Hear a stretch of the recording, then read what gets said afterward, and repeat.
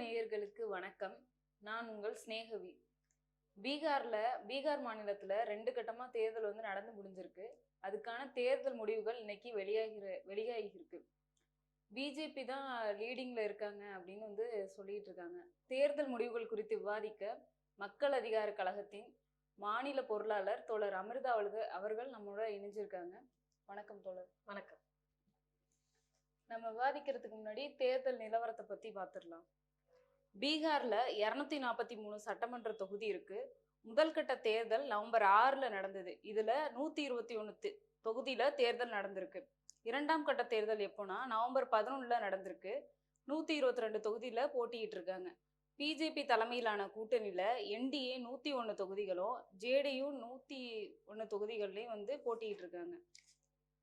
India கூட்டணியை பொறுத்த வரைக்கும் ஆர்ஜேடி 138 தொகுதியிலையும் காங்கிரஸ் 52 தொகுதிகள்லையும் போட்டிட்டு இருக்காங்க. ஏஐஎம்ஐஎம் கட்சி 100 இடங்கள்ல போட்டிட்டு இருக்காங்க. பிரசாத் கிஷோர் கட்சி எல்லா இடங்கள்லையும் போட்டிட்டு இருக்காங்க. இந்த இந்தியா கூட்டணியோட ஓட்டு பிரிக்கிற கட்சி தான் அப்படின்னு தான் இதை சொல்லியிருக்காங்க. இப்போ தேர்தல் முன்னிலை நிலவரம் பார்த்தோம் அப்படின்னா என்டிஏ 196 தொகுதியிலையும் இந்தியா கூட்டணி 42 தொகுதியிலையும் முன்னிலையில இருக்காங்க. இப்போ பீகார் தேர்தல் நடந்து முடிஞ்சிருக்கு தோழர். பீகார் மாநிலத்தோட பின்னணி என்ன இருக்கும்னு நினைக்கிறீங்க? பீகார் எலெக்ஷன்ஸ் நீங்கள் இப்போ முன்னணி நிலவரங்கள்லாம் சொன்னீங்க. பீகார் எலெக்ஷன்ஸை பொறுத்த வரைக்கும், தேர்தலை பொறுத்த வரைக்கும் இன்னைக்கு இந்தியா முழுக்க இன்னைக்கு பீகார் தேர்தல் அப்படிங்கிறது ஒரு முக்கியத்துவம் வாய்ந்ததாக பார்க்கப்படுது. ஏன் அப்படின்னு சொன்னால், நீங்கள் சொன்னது போல் அங்கே 2 கட்சிகள் முன்னணியாக இருந்து தேர்தலில் இன்னைக்கு லீடிங்ல யார் இருக்காங்க அப்படின்னு பார்க்குறோம். என்டிஏ கூட்டணி இருக்கு. இன்னொரு பக்கம் தேஜஸ்வியும் காங்கிரஸும் சேர்ந்த மகாமந்தன் கூட்டணி இருக்கு. இந்த 2 கூட்டணிகளும் இன்னைக்கு பிரதானமா அங்க போட்டி போடுறாங்க அப்படிங்கிறத நம்ம பார்த்தோம். அந்த அடிப்படையில இந்த தேர்தலில் வரக்கூடிய முடிவுகள் அப்படிங்கிறது அடுத்து குறிப்பா 2026 அடுத்த ஆண்டுல கிட்டத்தட்ட ஒரு 5 மாநிலங்கள்ல சட்டமன்ற தேர்தல் நடக்க போகுது. குறிப்பா தமிழ்நாடு, பாண்டிச்சேரி, வெஸ்ட் பெங்கால், அதே மாதிரி கேரளா, அசாம் போன்ற 5 மாநிலங்கள்ல தேர்தல் வரப்போகுது. இப்போ பீகார்ல நடக்கக்கூடிய இந்த தேர்தல் முடிவுகள் அப்படிங்கிறது இந்த 5 மாநில தேர்தல்கள்ல ஒரு மிகப்பெரிய தாக்கத்தை ஏற்படுத்தும் அப்படிங்கிற அடிப்படையில தான் இது ரொம்ப முக்கியத்துவம் வாய்ந்த தேர்தலா எல்லாராலையும் உன்னிப்பா பார்க்கக்கூடிய விஷயமா இருக்குன்னு நம்ம பார்க்குறோம். இப்போ பீகாரை பொறுத்த வரைக்கும் பீகாருடைய நிலைமை என்ன, அங்கே வாழக்கூடிய மக்களோட நிலைமை என்ன அப்படிங்கிறது நம்ம சேர்த்து பார்க்க வேண்டியதா இருக்கு. நீங்க பீகார் அப்படிங்கிறது ஒரு கிட்டத்தட்ட ஒரு 3வது மக்கள் தொகை அதிகமா இருக்கக்கூடிய மாநிலம். நிறைய உழைப்பு சக்தி அங்க இருக்கக்கூடிய இடங்கள்ல இருக்கு. நிறைய இளைஞர்கள் இருக்காங்க, மாணவர்கள் இருக்காங்க. இப்போ இந்த உழைப்பு சுரண்டல் அப்படிங்கிறது பீகார்ல மிகப்பெரிய அளவுல அங்க நடந்துகிட்டு இருக்கு. நீங்க பாத்தீங்கன்னா கிட்டத்தட்ட கல்வி, பீகாரினுடைய கல்வி நிலை அப்படிங்கிறதும் அங்க இருக்கக்கூடிய குறிப்பா வேலை வாய்ப்பு அப்படிங்கிறதும் மிகப்பெரிய அளவுல ஒரு பின்னடைவுல இருக்கக்கூடிய ஒரு விஷயமா இருக்கு. நீங்க கல்வி அப்படின்னு எடுத்துக்கிட்டீங்க அப்படின்னு சொன்னா நமக்கு ஏற்கனவே தெரியும், இந்தியா முழுக்கவே எல்லா மாநிலங்களும் என்ன நிலைமை அப்படிங்கிறது நம்ம தெரிஞ்ச விஷயம்தான். ஆனா பீகார் அப்படிங்கிறது பாத்தீங்கன்னா கொடுமையான ஒரு நிலைமைகள் தான் அங்க இருக்கு. கிட்டத்தட்ட பாத்தீங்க அப்படின்னா ஒரு 25 வயதிற்கு உட்பட்ட இளைஞர்கள் 5 லட்சம் பேர் கல்விக்காக பல்வேறு மாநிலங்களுக்கு போய் படிக்கக்கூடிய நிலைக்கு அங்க தள்ளப்பட்டிருக்காங்க. அந்த அளவுக்கு அங்க கல்வி சூழலோ அந்த கட்டமைப்போ இல்லாத ஒரு மாநிலமா இருக்குன்றது நம்ம சேர்த்து பார்க்கணும். அதே மாதிரி கிட்டத்தட்ட ஒரு 52 லட்சம் இளைஞர்கள் வேலை வாய்ப்புக்காக நீங்க கிட்டத்தட்ட பாத்தீங்கன்னா பல்வேறு மாநிலங்கள்ல நம்ம கூட பாக்குறோம். தமிழ்நாட்டுல எவ்வளோ புலம்பெயர் தொழிலாளர்கள், குறிப்பா பீகார்ல இருக்கக்கூடிய தொழிலாளர்கள் இங்க அற்ப சொற்ப கூலிக்காக வேலைகள்ல ஈடுபடுறத நம்ம பாக்குறோம். அந்த அளவுக்கு அங்க கல்வியும் வேலை வாய்ப்பும் ரொம்ப பின்தங்கிய ஒரு நிலையில இருக்கு அப்படிங்கிறத நம்ம பார்க்க வேண்டியதா இருக்கு. குறிப்பா தொழில் வளர்ச்சி அப்படிங்கிறது கிட்டத்தட்ட இல்லை அப்படின்னே சொல்லலாம். அதனாலதான் இவ்வளோ பேர் ஒரு ஆண்டுலயே இவ்வளோ லட்சம் மக்கள் தன்னுடைய வாழ்வாதாரத்துக்காக வெளியே வர்றாங்க அப்படின்னு சொன்னா எந்த அளவுக்கு அங்க ஒரு தொழில் வளர்ச்சி குன்றிய ஒரு மாநிலமா இருக்கு அப்படின்னு நம்ம சேர்த்து பார்க்க வேண்டியதா இருக்கு. இப்படிப்பட்ட ஒரு மாநிலத்துலதான் கடந்த ஒரு 1/4 நூற்றாண்டா கிட்டத்தட்ட 25 ஆண்டுகளா பெரும்பான்மையா பாத்தீங்க அப்படின்னு சொன்னா பிஜேபியும் நிதிஷ்குமார் கட்சியும் சேர்ந்துதான் கூட்டணியா பீகாரை ஆண்டிருக்காங்க. இப்படி ஆண்ட காலகட்டத்துல அப்படின்னா அங்க இருக்கக்கூடிய இத்தகைய அவங்க சூழல் அப்படிங்கிறது மாற்றப்படாம இருக்கு அப்படின்னு நம்ம பார்க்க வேண்டியதா இருக்கு. இப்போ 1/4 நூற்றாண்டா நிதிஷ்குமார் அங்க ஆட்சி செஞ்சிருக்காங்க. அப்ப இன்னமும் மக்களோட நிலைமை அங்க மோசமான நிலையில தான் இருக்கா தோணுது? ஆமா, மோசமான நிலைமையில இருக்கு. எப்படி அவருக்கு ஓட்டு போடுறாங்க அப்படின்னா கேட்க வரீங்க இல்லையா? ஆக்சுவலா வந்து பாத்தீங்கன்னா நிதிஷ்குமாரை பத்தி நம்ம தெரிஞ்சுக்க வேண்டியதா இருக்கு. இந்த கடந்த ஒரு 18 ஆண்டுகள பாத்தீங்கன்னா 5 முறை வந்து அவர் கூட்டணி வந்து மாத்தி மாத்தி வச்சிருக்காரு கட்சிகளோட. கிட்டத்தட்ட 9 முறை வந்து முதலமைச்சரா இருந்திருக்காரு. அப்ப இதுதான் அவரை பற்றி சொல்லும்போது பாத்தீங்கன்னா, அவர் வந்து நிதிஷ்குமார் அப்படிங்கிறத வந்து பல்டி குமார் அப்படிங்கிறத அவர சொல்லணும்னு தான் சொல்றாங்க. அவங்க மொழியிலே பாத்தீங்க அப்படின்னு சொன்னா, கிட்டத்தட்ட அவர் பேர் வந்து பல்துராம் அப்படின்றத சொல்றாங்க. அப்படின்னா என்னன்னா மாறிக்கிட்டே இருக்காரு. அதாவது கூட்டணி கட்சியில வந்து மாறிக்கிட்டே இருக்காரு அப்படிங்கிறது தான். மக்கள் ஓட்டு போட்டாங்களா அப்படிங்கிறத தாண்டி, மக்கள் வந்து இப்ப இந்த கூட்டணிக்கு அப்படின்னு சொல்லி ஓட்டு போடுறாங்க இல்லைங்களா? அந்த மாரி ஓட்டு போட்டதுக்கு பிறகு, இவர் இன்னொரு கூட்டணிக்கு வந்து மாறி, திரும்ப வந்து முதலமைச்சர் பதவிய வந்து வாங்குறதுன்றது அவருடைய வாடிக்கையா இருக்கு. அதனால தான் அவர பல்டி குமார் அப்படின்னு சொல்றாங்க. அப்ப என்னன்னா, மக்கள் எந்த கூட்டணிக்கு ஓட்டு போட்டாங்களோ, அந்த அவங்களுக்கு நேர்மையா இல்லாம இன்னொரு கூட்டணியில மாறுறது இருக்குல்ல, கூட்டணி தாவுறது இருக்கு இல்லையா? அது அவருடைய வாடிக்கையா இருக்கு அப்படிங்கிறது தான். அது கிட்டத்தட்ட நீங்க பார்த்தீங்கன்னா, பிஜேபி தான் கிட்டத்தட்ட பெரும்பான்மையா ஒரு 17 ஆண்டுகள் கூட்டணியில பிஜேபியோட தான் இருக்கிறாரு. எங்க வந்து இது மாறுதுன்னா, 2013ல அங்க என்டிஏ கூட்டணியில குறிப்பா மோடிய வந்து பிரதமர் வேட்பாளரா அறிவிக்கிறாங்க. அறிவிச்சோனே இவருக்கு என்ன ஆகுது? இவர் நோக்கம் என்னன்னா, பதவி தான் இவர் நோக்கம். பதவிய வந்து பிடிப்பது, பதவியில உட்கார்றது அப்படிங்கிறது தான் நிதிஷ்குமாருடைய ஒரே குறிக்கோளா இருக்கு. அப்ப மோடிய வந்து அங்க அறிவிச்ச உடனே, இவருக்கு என்ன ஆயிடுதுன்னா, இவருடைய பிரதமர் கனவு வந்து அஸ்தமமாயிடுது. உடனே என்ன பண்றாரு, 17 ஆண்டுகள் கூட்டணியில இருந்த பிஜேபி கூட்டணியிலருந்து வெளிய வந்து, அந்த குறிப்பிட்ட காலம் ஒரு 2015லேருந்து 17 வரைக்கும் எ காங்கிரஸும் அங்க இருக்கக்கூடிய ஆர்ஜேடியும் சேர்ந்து வந்து கூட்டணி வச்சு ஒரு 2 ஆண்டுகள் வந்து ஆட்சி ஆள்றாரு. அப்ப அந்த அளவுக்கு அப்படி வெளிய வர்றாரு. வெளிய வர்றப்ப அவர் சொன்னது தான் ரொம்ப முக்கியமானது. அவர் என்ன சொல்றாருன்னா, இனி என் வாழ்நாள்ல வந்து பிஜேபியோட நான் கூட்டணி வைக்க மாட்டேன். பிஜேபியோட கூட்டணி வைப்பது என்பது தற்கொலைக்கு சமமானது. அப்படின்னு வந்து நிதிஷ்குமார் சொல்றாரு. அதே மாரி தான் பிஜேபியும் சொல்லுது. இவர் வந்து சாதி வெறி அரசியல் பேசுறாரு. அதனால இவரோட இனிமே எங்களுக்கு கூட்டணி கிடையாது அப்படிங்கிறத அமித்ஷாவும் வந்து சொல்றாரு. ஆனா என்ன நடந்தது?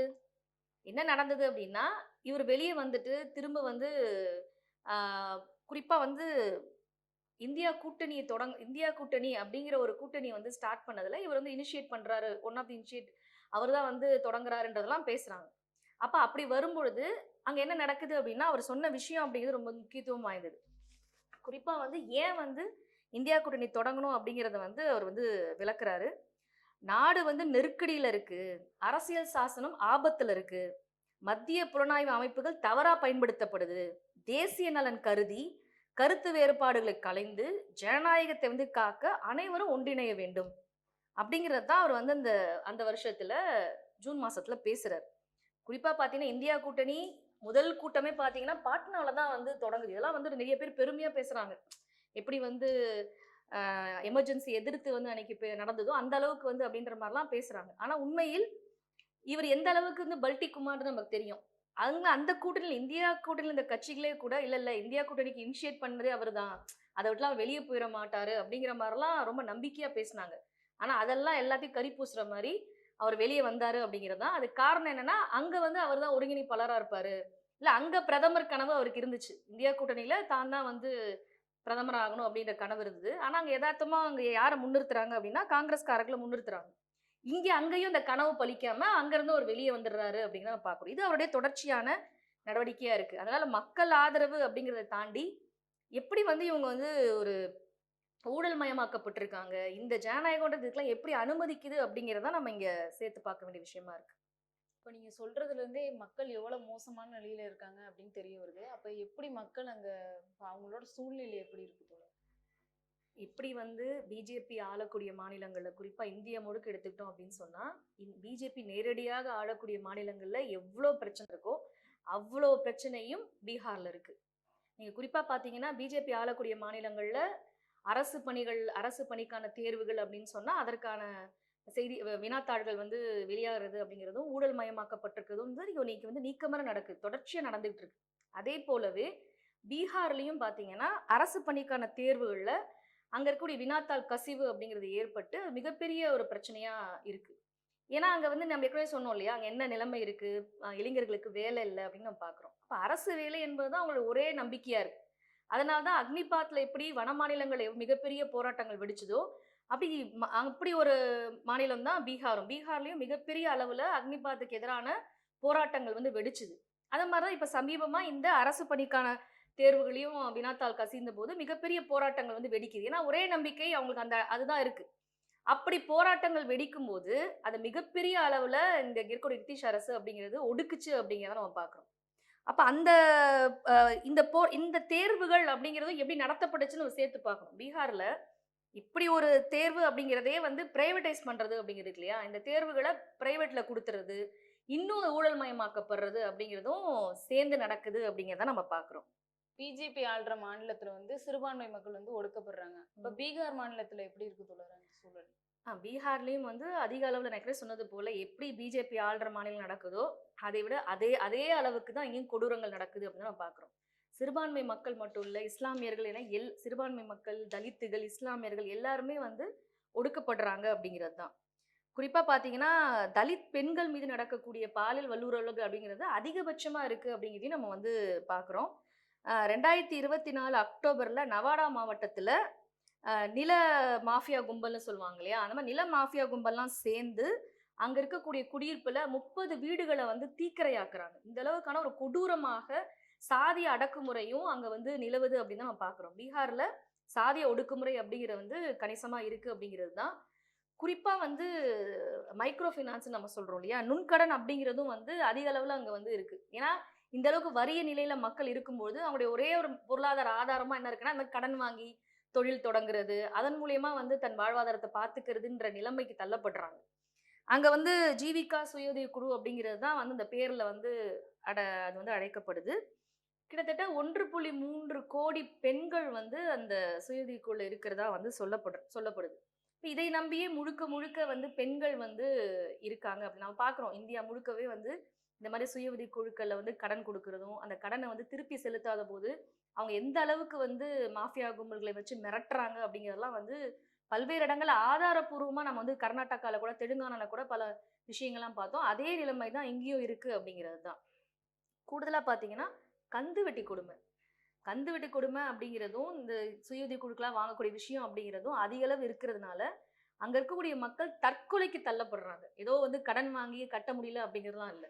அவங்க தன் உயிர மாச்சிக்கிற அளவுக்கு எப்படி விவசாயிகள் வந்து தள்ளப்பட்டு தற்கொலைக்கு தள்ளப்படுறாங்களோ, அதேபோல கந்து வெட்டி வாங்கி கட்ட முடியாம, அந்த கொடுமையினால, மாஃபியா கும்பலுடைய மிரட்டல்னால தற்கொலைக்கு தள்ளப்படுவது அப்படிங்கிறது பீகார்ல அதிக அளவுல இருக்கு அப்படிங்கிறத நம்ம வந்து பார்க்க வேண்டிய ஒரு விஷயமா இருக்கு. இதெல்லாம் எப்படி நடக்குது அப்படின்னா, ஏதோ அரசுக்கு தெரியாம, அரசுன்ற துணை இல்லாம எல்லாம் நடக்கல. அரசுன்ற துணையோட தான் இந்த மாஃபியா கும்பல்லாம் இயங்குது அப்படின்னு நம்ம பார்க்குறோம். பல்வேறு மாநிலங்கள்ல அங்க இருக்கக்கூடிய மாஃபியா கும்பல்கள் அது ஊடும்பாவமா அரசு நிர்வாகத்தோட இணைந்து தான் இந்த விஷயங்கள்லாம் மக்கள் மீது ஒரு மிகப்பெரிய தாக்குதலாக நடத்துறாங்க அப்படிங்கிறது நம்ம சேர்த்து பார்க்க வேண்டியதா இருக்கு. தோழர், பீகார்ல ஆண்களோட பெண்களோட வாக்கு தான் வந்து அதிகமா இருக்கு. அப்ப பெண்களோட நிலைமை அங்க எப்படி இருக்கு? பெண்களோட நிலைமை அப்படிங்கிறது ரொம்ப மோசமான ஒரு நிலையில தான் இருக்கு. நீங்க பார்த்தீங்கன்னா, இந்த வறிய நிலை, இந்த ஏழ்மை அப்படிங்கிறது வந்து பெண்கள தான் நேரடியா தாக்குது. நீங்க கூட பார்த்துருக்கலாம். இன்னைக்கு வந்து விலைவாசி உயர்வு அப்படின்னு சொன்னா, நீங்க பெண்கள் தான் வந்து தெருவுல வந்து போராடுவாங்க. இப்ப சிலிண்டர் விலை ஏத்துனாலோ, இல்ல பல்வேறு விஷயங்கள் நேரடியா பெண்கள் வந்து பாதிக்கக்கூடியவங்களா இருப்பாங்க. ஏன்னா குடும்பத்த வழிநடத்துறது அவங்க தான்ற அடிப்படையில, இந்த வறுமை அப்படிங்கிறது நேரடியா பெண்கள வந்து அன்றாடம் பாதிக்கக்கூடிய விஷயமா இருக்கும். பெண்களுக்கு வறுமை மட்டும் கிடையாது. அந்த வறுமை அப்படிங்கிறதுல எங்க தள்ளப்படுறாங்க அப்படிங்கிறது இருக்கு இல்லையா? கொடூரமான பாலியல் சுரண்டல் அப்படிங்கிறது வந்து கொடூரமா அந்த மாநிலத்தில இருக்கு அப்படிங்கிறது தான். நம்ம ஆப்கான்ல பேசுறோம். இன்னைக்கு தாலிபான்கள்லாம் வந்ததுக்கு பிறகு, அங்க பெண் குழந்தைகள தாய்மார்களே வந்து விக்கிறாங்க அப்படிங்கிற செய்திய பார்க்கும்போது, நமக்கு எவ்வளோ ஒரு கொடூரமா அந்த விஷயங்கள்லாம் நம்மள பாதிக்குது அப்படின்னு சொல்றோம். ஆனா இந்தியாவுல பீகார்ன்ற நமக்கு பக்கத்துல இருக்கக்கூடிய ஒரு மாநிலத்தில இவ்வளோ பெரிய கொடுமை நடக்குது.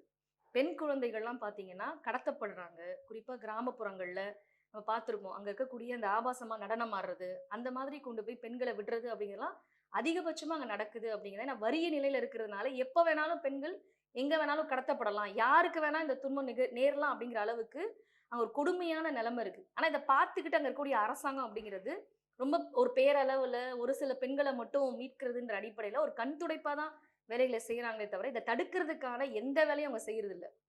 மிக மிக கொடுமையான நிலைமைகள்ல தான் பெண்கள் வந்து பாலியல் ரீதியா அங்க சுரண்டப்படுறாங்க அப்படிங்கிறது தான் அங்க நிலைமையா இருக்கு. தோழர், பீகார் மாநிலத்துல இப்ப வெள்ளப்பெருக்குலாம் அதிகமா இருக்கு. அதனால மக்கள் ரொம்ப பாதிக்கப்படுறதா சொல்றாங்க. அத பத்தி என்ன ஆமா தோழா, நினைக்கிறீங்க? அங்க பல்வேறு பிரச்சனைகள்ல இந்த இயற்கை பேரிடர்கள் அப்படிங்கிறதும் வந்து மக்கள வந்து மிகப்பெரிய அளவுல வந்து பாதிக்கக்கூடிய விஷயமா இருக்கு. நமக்கு தெரியும் இன்னைக்கு வந்து இயற்கை அப்படிங்கிறது வந்து இயற்கை சூழல் வந்து எந்த அளவுக்கு வந்து பாதிக்கப்பட்டு பெரிய அளவுல வந்து மேக வெடிப்பவா இருக்கட்டும், இல்லைன்னா வந்து பல்வேறு விஷயங்கள்ல இயற்கை பேரிடர்கள் அப்படிங்கிறது மக்களை மிகப்பெரிய அளவுல பாதிக்கக்கூடிய ஒரு விஷயமா இருக்கு. அங்கேயும் பாத்தீங்கன்னா பீகார்ல கங்கா, கோசி அப்படிங்கிற 2 நதிகள் இருக்கு. அந்த நதிகள்ல தொடர்ச்சியா வெள்ளப்பெருக்கு ஏற்படுது அப்படிங்கிற நிலைமையும் அங்க இருக்கு. அப்படி வெள்ளப்பெருக்குகள் ஏற்படும்பொழுது மிகப்பெரிய அளவுல சமீபத்துல வந்து பாதிப்புகள் ஏற்பட்டிருக்கு. சில சில ஆண்டுகள்ல வீடுகள் வந்து மூழ்கிறது. அதனால மக்களுடைய ஆவணங்கள் அந்த எஸ்ஐஆர் பேசும்போது கூட இந்த விஷயங்கள நம்ம பேசியிருக்கோம். மக்களுடைய ஆவணங்கள்லாம் அடிச்சுட்டு போயிடுறது அப்படிங்கிறதெல்லாம் கூட ஒரு மிகப்பெரிய பிரச்சனையா இருக்கு. இது மாரி கால்நடைகள்லாம் அவங்க ஏற்கனவே சொல்றோம் நம்ம மிக வறிய நிலைமையில இருக்காங்க. ஏதோ 1 மாடு, 2 மாடு வச்சுக்கிட்டு தான் அவங்க வாழ்வாதாரமே அதுல தான் இருக்கும். இந்த வெள்ளப்பெருக்குல மாடுகள்லாம் கால்நடைகள அடித்துட்டு போறது, மிகப்பெரிய தாக்குதலுக்கு வந்து அவங்க உள்ளாறாங்க பொருளாதார ரீதியா நம்ம பார்க்குறோம். அதுமாரி விவசாயங்கள் அழிக்கப்பட்டு, பயிர்கள்லாம் வந்து மொத்தமா அழிஞ்சிருது அப்படிங்கிறதெல்லாம் மோசமான நிலைக்கு தள்ளப்பட்டிருக்கு. ஒரு புள்ளிவிவரம் கூட சொல்றாங்க. 2020லேருந்து 24 வரைக்கும் 3,00,00,000 மக்கள் வந்து இந்த வெள்ள பாதிப்புல வந்து பாதிக்கப்பட்டதா வந்து சொல்றாங்க.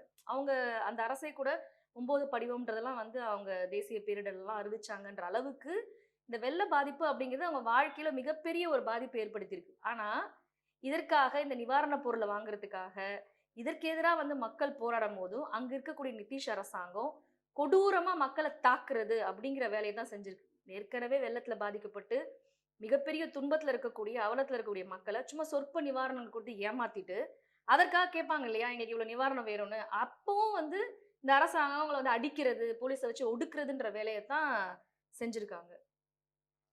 இது மட்டும் இல்ல தோழர். கார்ப்பரேட் ஆதரவு அப்படிங்கிறது இருக்கு இல்லையா? நம்ம ஏற்கனவே சொல்றோம். காவியும், கார்ப்பரேட்டும் சேர்ந்துக்கிட்டு தான் மொத்தமா இந்தியா மீதான ஒரு தாக்குதல தொடுத்துட்டு இருக்காங்கன்னு சொல்லும்பொழுது, பீகார் அதுக்கு எந்த வகையிலும் விதிவிலக்கு கிடையாது.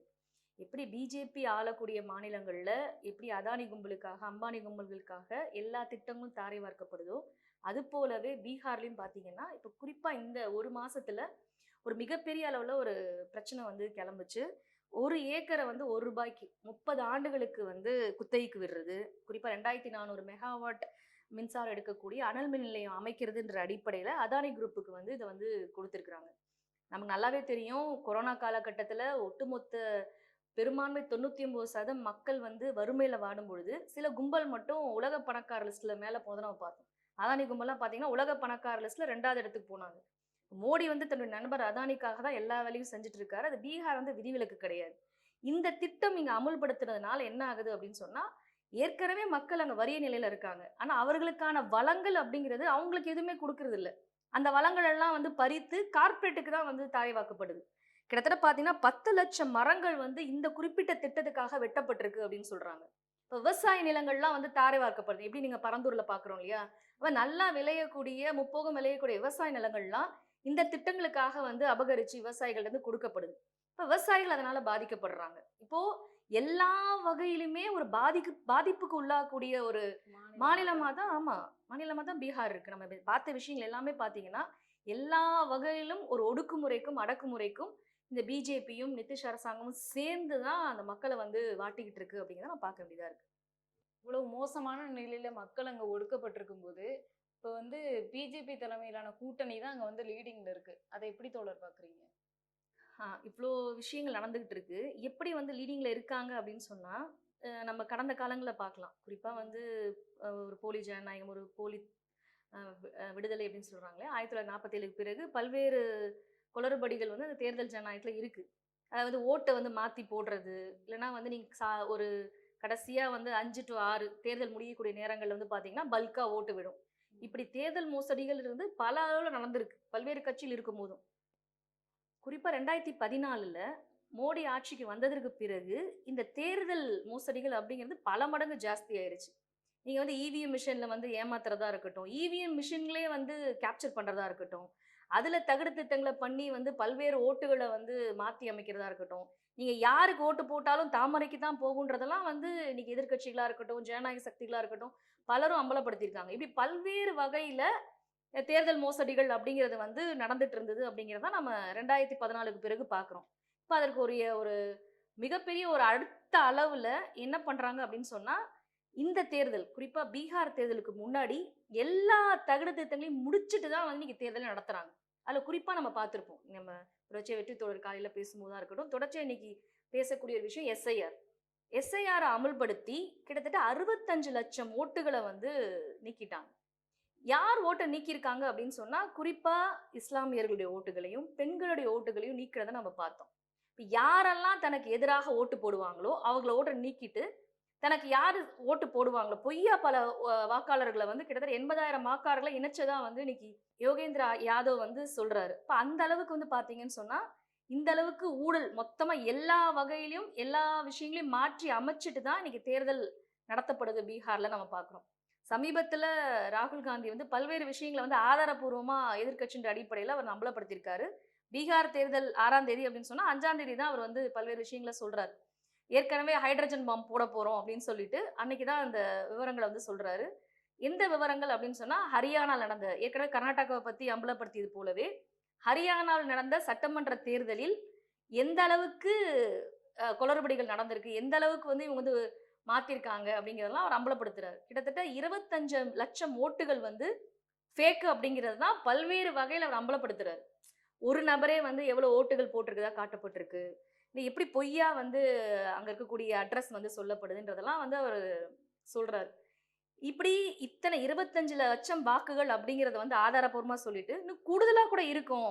ஏன்னா ஃபார்ம் 6 அப்படிலாம் நாங்க கர்நாடகால மகாதேவபுரால நாங்க கண்டுபிடித்ததுக்கு பிறகு அந்த ஃபார்ம் 6ஓ அதெல்லாம் வந்து பார்க்க முடியாத அளவுக்கு தேர்தல் ஆணையத்தினுடைய வெப்சைட்ல வந்து முடக்கிட்டாங்க. அதெல்லாம் எடுத்தா இன்னும் கூடுதலா தான் இருக்கும்னு சொல்றாரு. ஆனா இப்படிப்பட்ட ஒரு தேர்தல் கட்டமைப்புல எங்களுக்கு ஓட்டு போடுங்க, நாங்க தேர்தல் ஆணையத்தை வந்து நடவடிக்கை எடுக்கிறோம் அப்படிங்கறத வந்து அவர் சொல்றாரு. இப்ப அந்த அளவுக்கு பாத்தீங்க அப்படின்னு சொன்னா தேர்தல் ஆணையம் மட்டும் இல்ல, ஒட்டுமொத்த தேர்தல் கட்டமைப்பையுமே தனக்கு ஏதுவாக தான் மட்டுமே ஜெயிக்க முடியும் அப்படிங்கிற அளவுல வந்து இவங்க மாத்தி வச்சுட்டு தான் அந்த தேர்தலை நடத்தியிருக்காங்க அப்படின்னு தான் நம்ம பாக்குறோம். குறிப்பா நீங்க தேர்தல் தேர்தலுக்கு முன்னாடி இவங்க செஞ்ச விஷயங்கள் வெறும் இந்த தேர்தல் முறைகள், தேர்தல்ல ஓட்டு போறதை தாண்டி அவர்களுக்கு வந்து என்ன அப்படின்னு சொன்னா இந்த இந்து ராஷ்டிரத்துல அவங்களுக்கு ஒரு கனவு இருக்கு. அப்ப அதை வந்து அடையறதுக்காக இந்து முனைவாக்கம்ன்ற வேலையும் அவங்க கூடுதலா செஞ்சுட்டு இருக்காங்க. அதுல எதுலயும் அவங்க காம்ப்ரமைஸ் பண்ணிக்க எந்த தேர்தலையும் சரி, தேர்தல் நேரத்திலயும் சரி, அவங்க அதுல வந்து இறங்குறது இல்ல. குறிப்பா இதுல கூட பாத்தீங்கன்னா கவர்ச்சிவாத அரசியல் அப்படிங்கிறதும் அவங்க சேர்த்து செய்யறாங்க. தேர்தல் அறிவிக்கிறதுக்கு கொஞ்ச நாளுக்கு முன்னாடி நான் ஏற்கனவே சொன்னேன் இல்லையா, சுயஉதவி குழுக்கள் அப்படின்னு சொல்லி. அப்படி சுயஉதவி குழுக்கள் இருக்கக்கூடிய பெண்களுக்கு 10,000 வந்து அவங்களுக்கு வந்து போடுறதுன்ற மாதிரி செஞ்சிருக்கிறாங்க. இதெல்லாம் வந்து எதற்காக அப்படின்னு சொன்னா ஓட்டுக்கான அவங்க குடுத்த காசு அப்படிங்கிறது தான் வெளிப்படையாவே பேசப்படுது. இத பத்தி பிஜேபி காரங்ககிட்ட பேசுனா, ஆமா எல்லாரும் தானே செய்றாங்க, இது மட்டும் என்ன புதுசுன்ற அளவுக்கு தான் அவங்க பேசுறாங்க. அப்படிலாம் கிடையாதுன்னு சொல்றது கூட இன்னைக்கு அவங்களுக்கு இல்லன்றது தான். என்னங்க ஓட்டுக்கு காசு குடுக்குறீங்களா அப்படின்னு கேட்டா, ஆமா யார் செய்யல நாங்களும் செய்யலன்ற அளவுக்கு தான் இன்னைக்கு பிஜேபி காரங்க பேசுறாங்க அப்படின்னு நம்ம பார்க்கிறோம். இது ஒரு அளவுக்கு தேர்தல்ல வந்து ஒரு தாக்கத்தை ஏற்படுத்தும் அப்படிங்கிறது தான் முதலாளித்துவ ஊடகங்கள்ல பத்திரிகையாளர்கள் எழுதுறாங்க. ஏன்னா ஏற்கனவே நடந்த பல தேர்தல் நடந்துச்சு இல்லையா, சட்டமன்ற தேர்தல்கள். அதுல மத்திய பிரதேசமா இருக்கட்டும், மகாராஷ்டிராவா இருக்கட்டும், அந்த மாநிலங்கள இதை போன்றே இவர்கள் வந்து காசு குடுத்தது இருக்கு இல்லையா, அது வந்து ஒரு மிகப்பெரிய தாக்கத்த செலுத்துச்சு அப்படிங்கிறத சொன்னாங்க. இப்ப இந்த தேர்தலையும் நம்ம என்னன்றத தேர்தல் ரிசல்ட்ஸ் வரும்போது தான் நம்ம சேர்த்து பார்க்க முடியுன்றதா நிலைமையா இருக்கு. சாதி மத முனைவாக்கம் பத்தி சொன்னீங்க. அத பத்தி கூடுதலா கொஞ்சம் சொல்லுங்க தோழர். ஆ, நான் ஏற்கனவே சொன்னது போல, அவர்கள் வந்து ஒவ்வொரு மாநிலத்திற்கும் ஒரு ஸ்ட்ராட்டஜி வந்து பயன்படுத்துறாங்க. அதுல குறிப்பா வந்து இந்த சாதி மத முனைவாக்கம் அப்படிங்கிறது வந்து எங்கேயுமே அவங்க கைவிடுறது இல்ல. குறிப்பா பீகாருக்கு ஒரு சிறப்பு நிலைமைகள் இருக்கு. நீங்க 1947க்கு பிறகு பாத்தீங்க அப்படின்னு சொன்னா, ஏற்கனவே பிரிட்டிஷ் எடுத்த கணக்கெடுப்பின்படி தான் அந்த இடஒதுக்கீடு அப்படிங்கிறது வந்து இந்தியா முழுக்க அமல்ல இருக்கு. அதுக்கு பிறகு பிரிட்டிஷ்காரர்கள் எடுத்ததுக்கு பிறகு பாத்தீங்க அப்படின்னா, வேற எங்கேயும் ஆ சாதி கணக்கெடுப்புலாம் எடுக்கல. ஆனா பீகார்ல 2023ல சாதிவாரி கணக்கெடுப்பு எடுக்கப்படுது. அந்த கணக்கெடுப்பின்படி தான் அங்க வந்து இடஒதுக்கீடும் வந்து கொண்டு வராங்க. ஆனா 2024லயே அதெல்லாம் வந்து கேன்சல் பண்ணிடுறாங்க. அப்ப இது வந்து ஒரு முக்கியமான ஒரு விஷயமா இருக்கு. ஏன்னா பீகார்ல கொண்டு வந்து அதற்கு பிறகு கேன்சல் பண்ணதுன்ற அடிப்படையில தான் எதிர்க்கட்சிகளும் இந்தியா கூட்டணியிலும் பார்த்தீங்கன்னு சொன்னா, இந்த விஷயத்த வந்து ஒரு அரசியலுக்காக அது திரும்ப அந்த விஷயங்கள் வந்து மேலெழுந்து வருது. அதனால தான் சாதிவாரி கணக்கெடுப்பு எடுப்போம். நாங்க எலக்ஷன்ல ஜெயிச்சோம் அப்படின்னு சொன்னா, சாதிவாரி கணக்கெடுப்பு எடுப்போம்ன்னு சொல்லி எதிர்க்கட்சியினுடைய தலைவர் ராகுல் காந்தி வந்து பேசுறாரு. இப்படி அவர்கள் பேசின உடனே இவங்களுக்கு ஒரு நெருக்கடி ஏற்படுது. ஏன்னா இவங்க தான் கேன்சல் பண்றாங்க அப்படின்னா, அத வந்து இவங்க என்ன சொல்றாங்கன்னா, இது வந்து ஒரு பிரிவினைவாதத்தை ஏற்படுத்தும்னு சொல்லி முதல்ல வந்து எதிர்த்து பேசுறாங்க. ஆனா அதற்கு ஒரு வேல்யூ இருக்கு. ஏன்னா இந்த மாதிரி இடைநிலை சாதிகள்ல சாதிவாரி கணக்கெடுப்பு எடுத்தா தான் தனக்கான ஓட்டுகள வந்து அறுவடை செஞ்சுக்க முடியுன்ற நிலைமை இருக்கு அப்படிங்கிற அதனால பிஜேபி எப்பவுமே தொடர்ச்சியா அதுதான். உன்ன வந்து இல்லன்னு சொல்லுவாங்க. ஏன் இலவசங்கள குடுக்குறீங்க அப்படின்னு கேட்பாங்க. அதெல்லாம் வந்து மக்களுக்கு வந்து ஏமாத்துற வேலைன்னு சொல்லிட்டு, அப்ப இவங்களும் இலவசங்களை கொடுக்கறது அப்படிங்கிற மாதிரி வேலைகளை செய்வாங்க. அதே போலதான் சாதிவாரி கணக்கெடுப்பு எடுத்தால் அது வந்து பிரிவினைவாதம்னு சொல்லிட்டு அதுக்கு ஒரு வேல்யூ இருக்கு, அதுக்கு வந்து நம்ம வந்து ஓட்டுகளை வந்து அறுவடை செஞ்சுக்க முடியுன்ற நிலைமை இருக்கும் பொழுது நாங்களும் வந்து சாதிவாரி கணக்கெடுப்பு எடுக்கிறோம் அப்படின்னு சொல்லி பிஜேபி வந்து அறிவிக்கிறான். இந்த மாதிரி வந்து பல்வேறு, அதாவது வெவ்வேறு பிரிவில் இருக்கக்கூடிய சாதிகளை வந்து தனக்கு ஓட்டு வங்கியா மாத்திக்கணும் அப்படிங்கிறதுல வந்து வேலைகளை வந்து இவங்க செய்யறாங்க அப்படின்னு தான் நம்ம பார்க்க வேண்டியதா இருக்கு. அதே மாதிரி ஆர்எஸ்எஸ், நீங்க ஆர்எஸ்எஸ் பாத்தீங்கன்னா இவ்வளவு இந்து முனைவாக்கம் அப்படிங்கிறதுலயும் சரி, இவர்களுடைய சித்தாந்தத்தை பரப்புரை செய்வதிலும் சரி, இவங்களுக்கு பின்னாடி இருந்து பேக்ரவுண்டா வேலை செய்யறது வந்து ஆர்எஸ்எஸ். ஏன்னா அவங்களுக்கு 100 ஆண்டு காலம் அனுபவம் இருக்கு. அவர்களுடைய சித்தாந்தத்தையும் இந்து முனைவாக்கத்தையும் வந்து இந்த தேர்தல் காலகட்டத்துல பிஜேபிக்கு அறுவடையா ஓட்டுகளை கொண்டு வரணுன்றதெல்லாம் அவங்க இறங்கி வேலை செய்யறாங்க. கடந்த காலங்கள்ல பல சட்டமன்ற தேர்தல்கள், குறிப்பா ஹரியானா, மகாராஷ்டிரால எப்படி இறங்கி வேலை செஞ்சாங்களோ அதை போலவே இந்த பீகார் தேர்தலையும் ஆர்எஸ்எஸ் இறங்கி வேலை செய்யறாங்க அப்படின்னு பார்க்க வேண்டியதா இருக்கு. ஏன்னா ஆர்எஸ்எஸ் இறங்கி வேலை செய்யறேன்னா வெறும் சாதாரணமா வேலை செய்யறது இல்ல. உள்ள இருக்கக்கூடிய பிரிவினைவாதத்தை, உள்ள இருக்கக்கூடிய சாதிய மோதல்களை இதெல்லாம் வச்சுதான் வந்து வேலை செய்வான்றதையும் நம்ம சேர்த்து பார்க்க வேண்டியதா இருக்கு. அது போலவே எப்படி வந்து உத்தரப்பிரதேசத்துல ராமர் கோயிலை முன்னிறுத்தி அயோத்தியில வந்து நீண்ட காலமா ஒரு அரசியலை பண்ணி அங்க வந்து பிரிவினை உருவாக்கி, இந்து முஸ்லிம் கலவரத்தை உருவாக்கி அத்தனை மக்களை கொலை செய்து ஆட்சியை கைப்பற்றினார்களோ அதை போல அந்த ஸ்ட்ராட்டஜி அவன் எங்கேயுமே விடுறது இல்லை அப்படிங்கிறது தான். பீகாரிலையும் பார்த்தீங்க அப்படின்னு சொன்னா இப்படி ஒடிசாவில் அந்த தேர்தலின் போது அங்கே எப்படி முன்னிறுத்தினாங்களோ கோயிலை கட்டுறேன் அதற்காக வந்து செய்கிறேன்ற மாதிரி இங்கேயும் அதே வேலையில் செய்கிறாங்க. குறிப்பாக இங்கே வந்து பார்த்தீங்கன்னா சீதா கோயில் கட்டுறேன் அப்படின்னு சொல்கிறாங்க. சீதா மர்ஹில் அப்படிங்கிற அந்த ஒரு பிரம்மாண்டமான சீதாவுக்கு வந்து கோயில் கட்டுறதுன்ற பேரில் வந்து பல கோடிகளை வந்து கொட்டி அழுவுறது, இதன் மூலியமா இந்துக்களின் ஓட்டுகளை வந்து நம்ம அறுவடை செஞ்சுக்கலாம் அப்படிங்கிறது தான் பிஜேபியோட நோக்கமாக இருக்குது. குறிப்பாக வந்து துர்கா பூஜை, தீபாவளி, அதே மாதிரி சாத் அப்படிங்கிற ஒரு பண்டிகை, ஹோலி, இந்த மாதிரி பல பண்டிகைகள் இந்த காலகட்டங்களில் இந்த ஒரு ஆண்டில் பார்த்தீங்க அப்படின்னா நம்ம ஏற்கனவே சொன்னது போல புலம்பெயர் தொழிலாளர்கள், பீகாரிகள் பல்வேறு மாநிலங்களில் இருக்காங்க. அப்போ இந்த மாதிரி பண்டிகைகள்னா அவங்க அந்த மாநிலேருந்து போவாங்க. நம்மளே பார்த்துருப்போம் இல்லையா, தமிழ்நாட்டில் பொங்கல்னா இங்கேருந்து ஊருக்கு போகிறதெல்லாம் நம்ம பார்க்குறோம். அந்த மாதிரி பல்வேறு மாநிலங்களில், குறிப்பாக தமிழ்நாடு போன்ற மாநிலங்கள்லேருந்து அவங்க மாநிலங்கள் போகும்பொழுது இதற்கான சலுகைகளை, பஸ்ஸில் வராங்க அப்படின்னா அதற்கான டிக்கெட்டுக்கான சலுகைகளை கொடுக்கறதன் மூலியமாக இவங்க ஓட்டுகளையும் வந்து அறுவடை செய்யறது, இந்துக்களின் ஓட்டுகளை அறுவடை செய்யறது, இந்த மாதிரி பல வேலைகள்ல வந்து பிஜேபி இந்த தேர்தலில் ஈடுபட்டுச்சு அப்படிங்கிறதா நம்ம வந்து பார்க்குறோம். அப்போ இந்த இந்த பிஜேபியும் இவங்க நிதிஷ்குமார் கூட்டணியும் சேர்ந்து இப்படி அவர்களுடைய அஜெண்டாவையும் அவங்க கைவிடலை. இந்து முனைவாக்கம், இந்து ராஷ்டிரத்தை நோக்கிய பயணத்துல இந்த தேர்தலிலும் பல வேலைகளை செஞ்சிருக்காங்க அப்படின்னு தான் நம்ம பார்க்குறோம். இப்ப நீங்க சொல்றதுல இருந்து பிஜேபி முன்னிலையில இருக்கிறதுக்கு அவங்க செஞ்ச மோசடிகளும் சாதி மத அரசியலும் தான் காரணமா தோழர்? அது மட்டும் காரணம் கிடையாது. நம்ம வேற விஷயங்களையும் பரிசீலிக்க, குறிப்பா எதிர்க்கட்சிகளுடைய செயல்பாடுகளையும் நம்ம சேர்த்து பரிசீலிக்கணும் அப்படின்னு தான் நான் கருதுறேன். குறிப்பா எதிர்க்கட்சிகள் இந்த காலகட்டம்ல தொடர்ச்சியாகவும் என்ன நடந்துக்கிறாங்க அப்படின்னு நம்ம சேர்த்து பார்க்க வேண்டியதா இருக்கு. குறிப்பா எதிர்க்கட்சிகள், காங்கிரஸ் உள்ளிட்ட கட்சிகள் வந்து என்ன செய்யறாங்க, இந்த தேர்தல் விஷயத்துல கூட என்ன செய்யறாங்க அப்படிங்கிறத நம்ம சேர்த்து பார்க்கணும். குறிப்பா எஸ்ஐஆர் சமீபமா நமக்கு தெரியும், தேர்தல் விஷயங்கள்ல பீகார்ல எஸ்ஐஆர் அமல்படுத்தப்பட்ட பிறகு எத்தனை லட்சம் வாக்காளர்கள் ஓட்டர்ஸ் லிஸ்ட்ல இருந்து நீக்கப்படுறாங்க, எத்தனை பேர் வந்து உள்ள சேர்க்கப்படுறாங்க, இந்த தகவல்களை ஆதாரபூர்வமா வெளியிடுறதே வந்து காங்கிரஸ் தான். ஆனா இந்த குறிப்பிட்ட இந்த தேர்தல் விஷயத்துல கூட ஓட்சோரி அப்படின்னு சொல்லிட்டு வாக்காளர் அதிகார யாத்ரா அப்படிங்கிறத வந்து பீகார்ல நடத்துறாங்க. ராகுல் காந்தி அவர்களும் தேஜஸ்வியும் இணைஞ்சிக்கிட்டு அங்க வந்து பேரணி போறாங்க, ஆர்ப்பாட்டங்களை செய்யறாங்க. அந்த தொடக்க காலகட்டத்துல மக்கள் பிரச்சனைகளையும் இவங்க செய்யறாங்க அப்படிங்கிறதெல்லாம் வந்து சொல்றாங்க. ஆனா அது ரொம்ப குறைவா ஒரு பேரணி அப்படிங்கிற அளவுல நிறுத்திக்கிட்டாங்க அப்படிங்கிறது தான். இந்த பிரச்சனைகளை குறிப்பா தேர்தலில் இவர்கள் செய்யக்கூடிய மோசடிகள் எல்லாம் வந்து சொல்லி இவர்களுக்கு எதிரான வாக்குகளை வாங்குவதுன்ற அடிப்படையில தான் அந்த பிரச்சாரமோ அந்த விஷயங்களும் நடந்ததே தவிர இதை முற்றிலுமாக, குறிப்பா வந்து எஸ்ஐஆரை வந்து முற்றிலுமா ஒழிக்கணும், எஸ்ஐஆரை காலி பண்ணணும் அப்படிங்கிறதுக்கான விஷயங்களை கூட அவங்க செய்யல.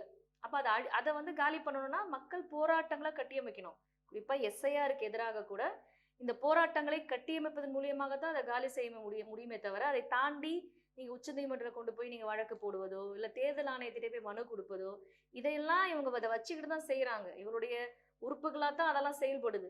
அப்ப எதிர்கட்சிகள் என்ன பண்றாங்க அப்படின்னு சொன்னா இந்த கட்டமைப்புல இருக்கக்கூடிய இதுலயே வந்து தீர்வுகளை வந்து முன்வைக்கிறது அப்படிங்கிறது தான் வந்து அவங்க செஞ்சுக்கிட்டு இருக்காங்க. பிஜேபி இந்த எலெக்ஷன் காலகட்டத்துல மக்களுக்கு என்னெல்லாம் பிஜேபியும் நிதிஷ்குமார் கூட்டையும் சேர்ந்து கொண்டு என்ன வாக்குறுதிலாம் கொடுத்தாங்க அப்படின்னா, கவர்ச்சிவாத அடிப்படையில சில வாக்குறுதிகளை வந்து கொடுக்குறாங்க. நம்ம ஏற்கனவே பார்த்தோம், தேர்தலுக்கு கொஞ்ச நாள் முன்னாடி தான் பிஜேபியும் நிதிஷ்குமார் கூட்டணியும் சேர்ந்துக்கிட்டு 10,000 ரூபாய் கொடுக்கறது பெண்களுக்கு அப்படிங்கிறத செஞ்சாங்க. அதற்கு வேற எந்த வகையிலையும் வந்து மாற்றாக எதிர்க்கட்சிகள் செய்யல.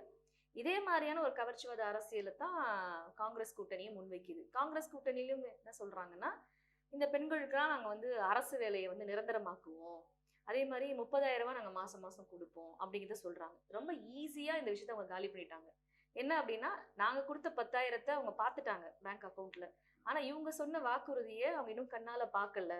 அதனால இதை பத்தி எல்லாம் அவங்களுக்கு மக்களுக்கு வந்து நம்பிக்கை இல்லைன்னு சொல்லி ஈஸியா பிஜேபி கூட்டணி இந்த விஷயத்த வந்து காலி பண்ணிருச்சு. அதே மாதிரி நம்ம சொல்வது போல இந்த எஸ்ஐஆர் அப்படிங்கிறத வந்து நீக்குவதற்கான போராட்டங்களையும் கட்டியமைக்கல, மக்கள் பிரச்சனைகள் குறித்தும் அவங்க வந்து எதுவும் கட்டியமைக்கல அப்படிங்கிறத நம்ம பாக்குறோம். இந்த கவர்ச்சிவாத வாக்குறுதிங்கிறது தொடர்ந்து எல்லா கட்சியினரும் செஞ்சுட்டு தான் இருக்காங்க. குறிப்பா அதை பத்தி நம்ம ஏன் இப்போ பேச வேண்டிய தேவை என்ன இருக்கு? நீங்க சொல்றது மாதிரி பல ஆண்டுகளா பல கட்சிகள் இதே மாதிரியான கவர்ச்சிவாத வாக்குறுதிகளை கொடுக்குறாங்க அப்படிங்கிறது ஒரு நடைமுறை தான். ஆனால் ஏற்கனவே செஞ்ச வேலைகளும் ஏற்கனவே சொன்ன வாக்குறுதிகளும் இல்லை ஏற்கனவே இருக்கக்கூடிய நிலைமையும் இப்ப கிடையாது அப்படிங்கிறத நம்ம பார்க்க வேண்டியதா இருக்கு. இன்னைக்கு இருக்கிறது அப்படிங்கிறது ஒரு பாசிச சூழல்.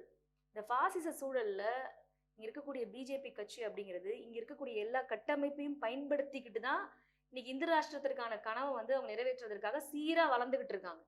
அப்ப இங்க இருக்கிற ஏற்கனவே இருக்கக்கூடிய சிஸ்டத்தை பயன்படுத்தி அதை வந்து இந்த சட்ட அமைப்புக்குள்ளேயே மாத்தி சட்ட ரீதியாக எல்லாத்தையுமே மாத்தி தான் இன்னைக்கு வந்து அவங்க ஆட்சியை கைப்பற்றுவதா இருக்கட்டும், அவங்க நோக்கத்தை நிறைவேற்றுறதா இருக்கட்டும் செஞ்சுக்கிட்டு இருக்கிறாங்க. இதுல ஏதோ ஏற்கனவே இருக்கிறது போல அதை பார்க்க முடியாது. ஏற்கனவே இந்த எலெக்ஷன்ல வந்து எதிர்கட்சிகளா நின்ற முடியும், ஜெயிச்சிட முடியும்ன்ற நிலைமையெல்லாம் இப்ப கிடையாது. இப்ப எஸ்ஐஆர் கொண்டு வருவதற்கான நோக்கம் என்ன? எதிர்கட்சிகளா ஏதோ நேர்மை எலெக்ஷன்ல நின்று நாங்கெல்லாம் ஓட்டுகளை வாங்கி ஜெயிச்சிட முடியும், இது எதிர்கட்சிகள்லாம் ஆட்சிக்கு வந்துட முடியும்ன்ற நிலைமைகள்லாம் இப்ப கிடையாது. அதை அவர்கள் இங்க பரிச்சார்த்தமாக அவர் ஆளக்கூடிய மாநிலங்கள்ல ரொம்ப தீவிரமா செய்யறாங்க. இப்ப இதை போலவே தமிழ்நாட்டுல செய்வாங்களா அப்படின்னா செய்ய மாட்டாங்க தான். ஆனால் அவர்கள் ஆளக்கூடிய மாநிலங்களாக இருக்கட்டும், அவர்கள் எங்கெல்லாம் ஜெயிப்பதற்கான வாய்ப்புகள் இருக்கோ அங்கெல்லாம் தீவிரமாக இந்த எஸ்ஐஆரை வந்து பயன்படுத்தி அவர்கள் ஆட்சிக்கு வருவதை செய்வாங்க தான். அப்ப இந்த கட்டமைப்பையே மொத்தமா மாத்துறாங்க. எதிர்கட்சிகள் ஆட்சிகளுக்கே வர முடியாது, எலெக்ஷன்ல நிக்க முடியாது. இவர்கள் சொல்லக்கூடிய பேரளவிலான இந்த போலி ஜனநாயக கட்டமைப்புல இருக்கக்கூடிய ஜனநாயகத்தோட துக்குநூறா அவன் அடிச்சு நுறக்கிட்டு இருக்கான். அப்ப எப்படி நம்ம ஏற்கனவே பார்ப்பது போல இந்த காலகட்டத்தை பார்க்க முடியும்? அப்ப இதை குறித்து மக்கள் மத்தியில அவருடைய பிரச்சனையை குறித்து நம்ம பேச வேண்டியதா இருக்கு. எஸ்ஐஆரை குறித்து பேசணும்னாலும் மக்கள் போராட்டங்களை கட்டி தான் அமைக்கணும். மக்கள் போராட்டங்களை கட்டியமைப்பதன் மூலியமாகத்தான் இன்னைக்கு வந்து ஒரு மாற்றை குறித்து நம்ம வந்து பேச முடியும். அதை வந்து எதிர்கட்சிகள் செய்யறாங்களா அப்படின்னா செய்யல அப்படிங்கிறது தான் இன்னைக்கு நிலைமையா இருக்கு. அவர்கள் என்ன பிஜேபியும் நிதிஷ்குமார் கூட்டணி என்ன செய்யறாங்களோ அதே தான் தேஜஸ்வியும் காங்கிரஸ் கூட்டணியும் செய்யுது அப்படிங்கிறதான் நம்ம இவ்வளவு நம்ம பார்த்துக்கிட்டு இருக்கோம். வேலை நம்ம ஒரு விஷயம் பார்க்க வேண்டியதா இருக்கு. இந்த பிரச்சனைகள் நம்ம ஏற்கனவே சொன்னோம் இல்லையா, பீகார்ல இருக்கக்கூடிய பல்வேறு சிக்கல்களுக்கும் பல்வேறு பிரச்சனைகளுக்கும் என்ன காரணம்?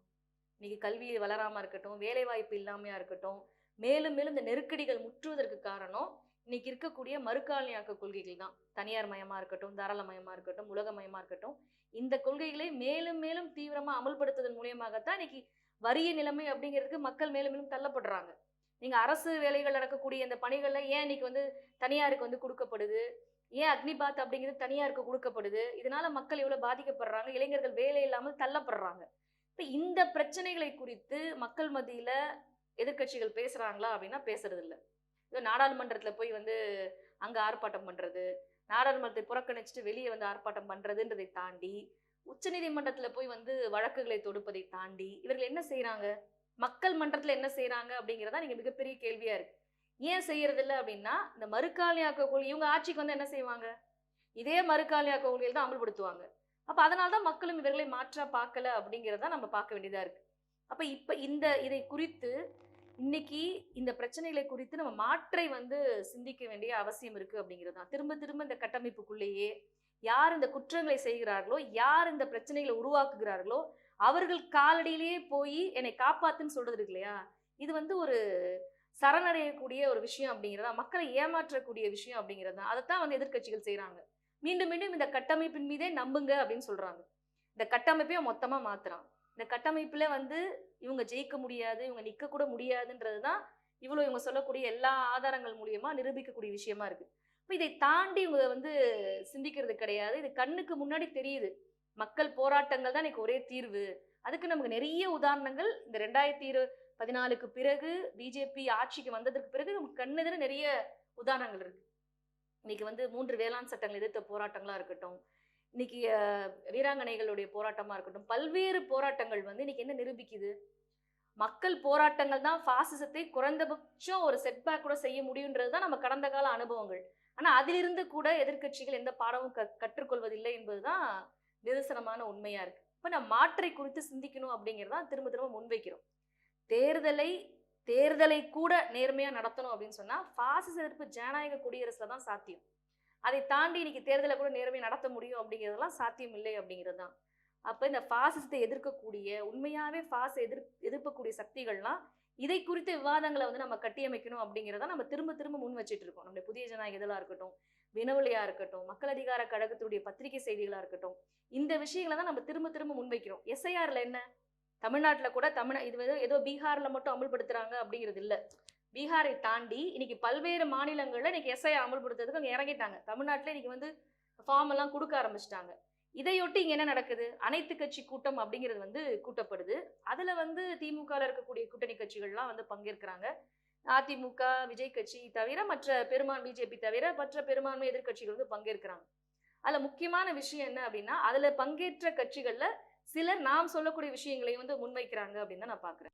குறிப்பா விசிகாவுடைய தலைவர் திருமாவளவன் சொல்லும் போதா இருக்கட்டும், இன்னைக்கு இந்த எஸ்ஐஆர் அப்படிங்கிறது ஏதோ தேர்தலில் மட்டும் வாக்குகளை வந்து பிரிப்பதோ அவங்களை வந்து வெளியேற்றுவதோ மட்டும் அவங்க நோக்கம் கிடையாது. நீண்ட கால இலக்கு அப்படின்னு உங்களுக்கு ஒண்ணு இருக்கு. அதான் இந்து ராஷ்டிரம். அந்த இந்து ராஷ்டிர கனவிற்காக குடியுரிமையை வந்து ரத்து செய்வது, இப்படி வந்து ஏற்கனவே என்பிஆரை வந்து அமல்படுத்துறதுக்காக முயற்சிகள் செஞ்சாங்களோ அதை ஒரு கொள்ளைப்புறை வழியாக வேற வழியாத்தான் கொண்டு வராங்க அப்படிங்கிறத வந்து அவரு வலியுறுத்துறாரு. அதே போலவே பாத்தீங்கன்னா கி வீரமணி அவர்களும் வந்து இது அரசியல் சாசன சட்டத்திற்கு எதிரானது, இந்த மாதிரி எஸ்ஐஆர் அப்படிங்கிறது ஏற்கனவே கிடையாது, அதை வச்சுதான் வந்து இவங்க இப்படி இதுல அரசியல் சாசன சட்டத்துக்கு உட்பட்டு தேர்தல் ஆணையம் அமல்படுத்த முடியாது அப்படிங்கிறதையும் அவர் வலியுறுத்துறாரு. இது நம்ம தொடர்ச்சியா சொல்லிட்டு இருக்கோம். நாம வந்து தொடர்ச்சியா வலியுறுத்துறோம், மக்கள் மத்தியில பேசிக்கிட்டு இருக்கோம், இதற்கு எதனால போராட்டங்கள் வந்து கட்டி அமைக்கிறோம். இப்படி ஜனநாயக சக்திகளும் இந்த கட்டமைப்புக்குள்ளேயே இதை தீர்த்திட முடியும் அப்படிங்கிறதை தாண்டி மாற்றை குறித்து நம்ம யோசிக்க வேண்டிய அவசியம் இருக்கு அப்படிங்கிறத நம்ம தொடர்ச்சியா வந்து முன் வச்சிட்டு இருக்கோம்.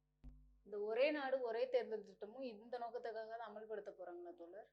ஆமா தோழர், அவங்களுக்கு வந்து பல இலக்குகள் இருக்கு. குறிப்பா வந்து இந்து ராஷ்டிரத்தை அமைப்பதில் பல்வேறு விஷயங்களை வந்து அவங்க அமல்படுத்துறாங்க. ஒரே நாடு ஒரே கல்வி, ஒரே நாடு ஒரே வரி, இதன் மூலியமா தான் நீட்டை வந்து அமல்படுத்துறதா இருக்கட்டும், இங்க வந்து ஜிஎஸ்டி அமல்படுத்துறதா இருக்கட்டும், இது எல்லாமே வந்து ஒரே நாடு ஒரே ஆட்சி அப்படிங்கிற ஒரே விஷயம் தான் அவங்க நோக்கம். ஒரு சர்வாதிகார ஆட்சி ஒரு கட்சியின் கீழே இந்தியா முழுக்க கொண்டு வரணும் அப்படிங்கிறது அவங்க இலக்கு. அந்த அடிப்படையில் தான் இந்த திட்டங்கள் எல்லாம் அவங்க அமல்படுத்துறாங்க. தேர்தல் ஆணையர்கள் நியமன சட்டமா இருக்கட்டும், தொகுதி மறுவரையா இருக்கட்டும், இல்ல ஒரே நாடு ஒரே தேர்தல் அப்படிங்கிற இந்த எல்லா விஷயமுமே இவர்களை இலக்கை நோக்கி இவங்க போறதுக்கான செயல் திட்டமா தான் இவங்க வச்சிருக்காங்க. அந்த அடிப்படையில தான் எந்த எதிர்க்கட்சிகளும் ஆட்சியில வந்து வந்துடக்கூடாது, அதுக்காக சில சட்டங்கள்லாம் போட்டாங்க இல்லையா. ஒரு 30 நாள் ஒருத்தர் ஒரு முதலமைச்சர் கேண்டிடேட்டா கூட இருக்கட்டும், பிரதமரா கூட இருக்கட்டும், அவர் வந்து ஒரு குற்றம் செஞ்சு அதுல வந்து 1 மாத காலம் வந்து அவர் வந்து 5 ஆண்டுகள் கன்விக்ட் ஆகி 1 மாதம் ஜெயில இருந்தாருன்னா அது ஆட்டோமேட்டிக்கா அவர் வந்து அந்த பதவியில இருந்து நீக்கிடலாம் அப்படிங்கிற இந்த சட்டங்கள்லாம் எது கொண்டு வராங்க அப்படின்னா இந்த நோக்கத்துக்காக தான். எந்த வகையிலும் எதிர்க்கட்சிகள் வந்து ஆட்சிக்கு வந்துடக்கூடாது, நிலை நின்றக்கூடாது அப்படிங்கிறதுக்காக தான் ஒவ்வொரு விஷயமா அவங்க வந்து செஞ்சுட்டு இருக்காங்க. அதன் ஒரு பகுதியாக தான் இந்த ஒரே நாடு ஒரே தேர்தல் அப்படிங்கிற கண்ணோட்டத்துல தான் எஸ்ஐஆர் எல்லாம் கொண்டு வராங்க அப்படிங்கிறத சேர்த்து பார்க்க வேண்டியதா இருக்கு. இப்போ தேர்தல் முன்னிலை நிலவரம் பத்தி பாத்திரலாம் தோழர். 200க்கும் மேற்பட்ட இடத்துல பிஜேபி வந்து முன்னிலையில இருக்காங்க. 40க்கும் குறைவான இடத்துல தான் வந்து இந்தியா கூட்டணி இருக்காங்க. இப்போ ஒவைசி கட்சி வந்து என்னன்னா 100 தொகுதியில வந்து போட்டியிட்டாங்க. ஆனா 4 இடத்துல தான் வந்து முன்னிலையில இருக்காங்க. பிரசாந்த் கிஷோர் தலைமையிலான கட்சி எல்லா இடத்துலயும் வந்து போட்டியிட்டாங்க. ஆனா ஒரு இதுல கூட முன்னிலையில இல்லாம இருக்காங்க. அதை எப்படி பாக்குறீங்க தோழர்? நீங்க சொல்ல சரிதான். இப்போ ஓவைசி கட்சியா இருக்கட்டும், இல்ல பிரசாந்த் கிஷோர் கட்சியா இருக்கட்டும், இந்த கட்சிகளுக்கு நல்லாவே தெரியும் நாம வந்து இவ்வளவு இடங்கள்ல போட்டிடுறோம், இவ்வளவு இடங்கள்ல ஜெயிக்க மாட்டோம் அப்படிங்கிறதுலாம் அவங்க நல்லாவே தெரிஞ்ச விஷயம் தான். ஏன்னா பிரசாந்த் கிஷோர் தான் வந்து பாத்தீங்கன்னா திங்க் டேக்கா இருந்துட்டு பல்வேறு கட்சிகளுக்கு, ஏன் நிதிஷ்குமாருக்கே வந்து போட்டு கொடுத்தவர் தான். அதனால அவர் நின்னா இந்த 234 இடங்களை தான் ஜெயிக்க மாட்டோன்றதெல்லாம் 100% நல்லாவே தெரியும். அப்ப ஏன் நிக்கிறாங்க அப்படிங்கிறது தான் நம்ம இங்க பார்க்கக்கூடிய ஒரு விஷயமா இருக்கு. ஏன் நிக்கிறாங்க அப்படின்னா, இந்த இத்தனை இடங்கள்ல வந்து ஓட்டுகளை பிரிக்கிறது. ஓட்டுகளை பிரிப்பதன் மூலியமா இன்டைரக்டா பிஜேபி கூட்டணி வந்து ஆட்சிக்கு வரணும் அப்படிங்கிறது தான் இவங்க நோக்கமா இருக்கு. அதான் நம்ம தொடக்கத்துல இருந்தே சொல்றோம். ஓவைசியும் அப்படிதான். ஓவைசி 100 இடங்கள்ல நிக்கிறாங்க. 4 இடங்கள தான் ஜெயிக்க ஒரு முன்னணியில இருக்காங்கன்னு நீங்க சொல்றீங்க. அவங்களுக்கும் நல்லாவே தெரியும். நம்ம 100 இடங்களும் ஜெயிக்க போறதில்ல. இல்ல ஒரு சீட்டு கூட வாங்க போறதில்ல அப்படிங்கிறதெல்லாம் நல்லாவே தெரியும். அப்ப ஏன் நிக்கிறாங்க அப்படின்னு சொன்னா, அந்த நோக்கமும் ஓட்டுகள பிரிக்கிறது அப்படிங்கிறது தான். யார் ஓட்டுகள பிரிக்கிறது தான் முக்கியமான விஷயம். பிஜேபிக்கான ஓட்டுகள பிரிக்கிறது இல்ல. இந்தியா கூட்டணியில இருக்கக்கூடிய கட்சிகள தேஜஸ்வி அவருடைய கட்சியா இருக்கட்டும், இல்லன்னா வந்து காங்கிரஸினுடைய ஓட்டுகள பிரிக்கிறது அப்படிங்கிறது தான் தேர்தலுக்கு முன்னாடியே பல்வேறு பத்திரிகைகள்ல, குறிப்பா முதலாளித்துவ பத்திரிகைகளே வந்து இத விரிவா வந்து எழுதியிருக்காங்க. அவங்க நோக்கமும் அதுதான். அதான் நம்ம சொல்றோம். இவங்க பிஜேபியினுடைய பி டீம் அப்படிங்கிறது தான். அப்ப ஓட்டுகளை பிரிப்பதன் மூலியமா இன்டைரக்டா யாரு ஜெயிக்கணும்ன்றதை இவங்க தீர்மானிக்கிறாங்க அப்படிங்கறதா நிலைமைகளா இருக்கு. அப்ப இதுல இருந்தும் நம்ம என்ன பார்க்கணும் அப்படின்னா, பிஜேபி தான் நேரடியா எலெக்ஷன்ல நின்னு ஜெயிப்பதை காட்டிலும் இந்த மாதிரியான பல்வேறு வகைகள்ல தனக்கான பி டீமை உருவாக்கி பல்வேறு வகைகள்ல எதிர்க்கட்சிகளை வந்து தோற்கடிக்க தேர்தலில் தோற்கடிக்கிறதுன்ற யுக்திகளை வந்து அவன் பயன்படுத்துறான். எல்லா மாநிலையும் பயன்படுத்துறான். அதான் பீகார்லயும் பயன்படுத்தியிருக்காங்க அப்படின்னு நம்ம பார்க்க வேண்டியதா இருக்கு. அவங்க வந்து ஏதோ ஒரு வழியில இல்ல, பல குறுக்கு வழிகள்ல தான் அவங்களுடைய விஷயங்கள வந்து சாதிச்சுக்கிறாங்க. அந்த வகையில தான் இதையும் நம்ம பார்க்க வேண்டியதா இருக்கு. தேர்தல் முடிவு குறித்து இவ்வளவு நேரம் விவாதித்ததற்கு நன்றி தோழர். நன்றி.